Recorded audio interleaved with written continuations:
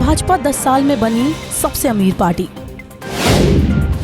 धनबल नहीं जनबल की होगी जीत। आपदा और अग्निवीर बने नए हथियार। प्रियंका ने खेला इमोशनल कार्ड। शुरू हुई उल्टी गिनती। कंगना की जमानत होगी जब्त। अलका। काजा पहुंची ईवीएम मशीन और वीवीपैट। सियासी पारे के साथ बड़ा हिमाचल का पारा। हिमाचल की राजनीति का समीकरण। कांग्रेस महासचिव प्रियंका गांधी ने भाजपा पर तीखे हमले करते हुए चुनावी लहर को मोड़ने की कोशिश की। प्रियंका ने कहा कि भाजपा ने जितने वादे किए उनमें से एक भी पूरा नहीं किया। कांग्रेस 55 सालों तक सत्ता में रही लेकिन अमीर पार्टी नहीं बन पाई। भाजपा 10 सालों में दुनिया की सबसे अमीर पार्टी बन गई। प्रियंका ने कहा कि कांग्रेस ने कभी विधायकों को खरीदकर सरकारें नहीं गिराई। चंबा में जनसभा को संबोधित करते हुए प्रियंका ने कहा कि हिमाचल में मोदी सरकार ने राज्य सरकार को धनबल से गिराने का प्रयास किया। भाजपा ने विधायकों को 100-100 करोड़ का लालच दिया। देश के प्रधानमंत्री पर लोकतंत्र को बनाए रखने, नैतिकता को बनाने की जिम्मेदारी होती है, लेकिन ये यहाँ कांग्रेस के विधायकों को खरीदने का काम कर रहे हैं। हिमाचल के मुख्यमंत्री सुखविंदर सिंह सुक्खू लगातार भाजपा पर हमलावर बने हुए हैं। शाहपुर के चंबी मैदान में आयोजित जनसभा में सीएम सुक्खू ने कहा कि भाजपा ने धनबल का प्रयोग कर सरकार को गिराने का षड्यंत्र रचा है।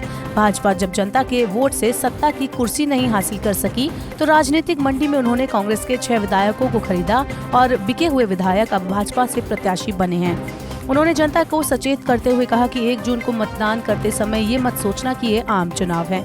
सीएम की कुर्सी 3.5 साल के लिए सुरक्षित है। ये सरकार बनाने के लिए चुनाव नहीं हो रहा है, बल्कि भाजपा को सबक सिखाने के लिए चुनाव हो रहा है। धनबल को सरकार नहीं बल्कि जनता हरा सकती है।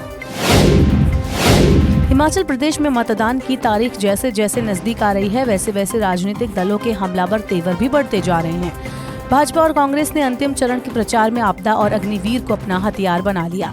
पीएम मोदी और अमित शाह कांग्रेस पर आपदा राशि के बंदर बांट पर आरोप लगा रहे हैं। वहीं राहुल और प्रियंका गांधी अपने भाषणों में अग्निवीर योजना को युवाओं के साथ धोखा बता रहे हैं। दोनों दलों के छोटे और बड़े सभी नेता इन्हीं 2 मुद्दों को भुनाने में जुटे हैं। अब देखना होगा कि मतदाता किसकी बातों में फंसते हैं। हिमाचल आने वाला हर नेता जनता को अपनी इमोशनल बातों से घेरने की कोशिश कर रहा है। हिमाचल आए पीएम नरेंद्र मोदी ने यहाँ की जनता को अपनेपन का एहसास दिलाकर देश को एक बार फिर मजबूत सरकार देने की बात कही। इसके जवाब में कांग्रेस के प्रियंका गांधी और राहुल गांधी हिमाचल को अपना दूसरा घर बताकर जनता का दिल जीतने की कोशिश कर रहे हैं। प्रियंका ने मुख्यमंत्री सुखविंदर सिंह सुक्खू को और अपने परिवार को केंद्र में हिमाचल का सिपाही बताया।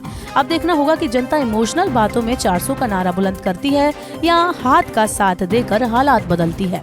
ये 4 जून को ही पता चलेगा। हिमाचल में 1 जून को मतदान होना है। कांग्रेस और भाजपा का चुनावी प्रचार चरम पर पहुंच चुका है।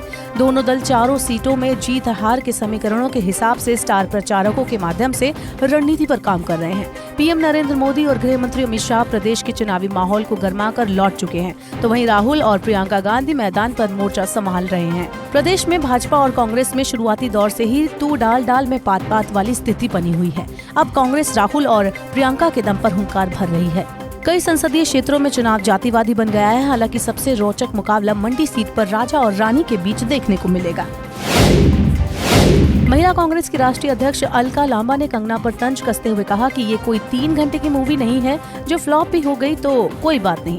ये लोकसभा का चुनाव है जहां विकास के लिए प्रतिनिधि को पूरे 5 साल के लिए चुना जाता है। मंडी की जनता को ऐसा प्रतिनिधि नहीं चाहिए जो किसी के हाथ की कठपुतली बना रहे और विकास की बात ही ना करे।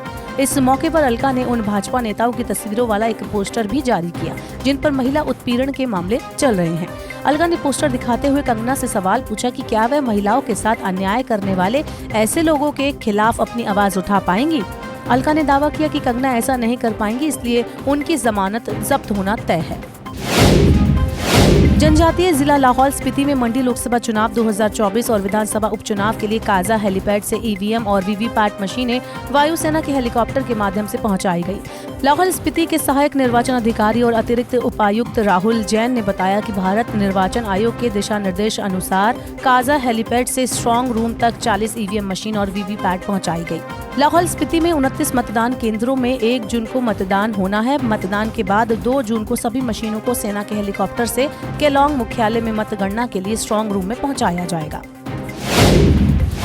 हिमाचल प्रदेश में गर्मी लगातार बढ़ती जा रही है। मौसम विभाग केंद्र शिमला की ओर से 27 और 28 मई के लिए कई भागों में हीट वेव का ऑरेंज अलर्ट जारी किया गया है। 29 मई के लिए येलो अलर्ट है। विभाग के अनुसार राज्य के कई भागों में 30 मई से 2 जून तक बारिश हो सकती है। इससे लोगों को गर्मी से राहत मिलने की उम्मीद है। माना जा रहा है कि मतदान के दिन भी हल्की बारिश हो सकती है। प्रदेश के ऊना, नेरी सहित 7 शहरों में अधिकतम पारा 40 डिग्री सेल्सियस के पार दर्ज किया गया। हिमाचल की चुनावी गतिविधियों और उम्मीदवारों की चाल को बारीकी से समझने के लिए रियल न्यूज अपने दर्शकों के लिए लेकर आ रहा है चुनावी समीकरण का लेखा जोखा। अगर आप भी हिमाचल की राजनीति को समझना चाहते हैं तो रियल न्यूज को देखते रहें। रियल न्यूज एक एक कर सभी 4 लोकसभा सीटों का राजनीतिक विश्लेषण आपके सामने लेकर आएगा। मंगलवार को रियल न्यूज पर कांगड़ा सीट की विस्तार से समीक्षा की जाएगी। कांगड़ा की सियासी हलचल को समझने के लिए बने रहिए रियल न्यूज के साथ।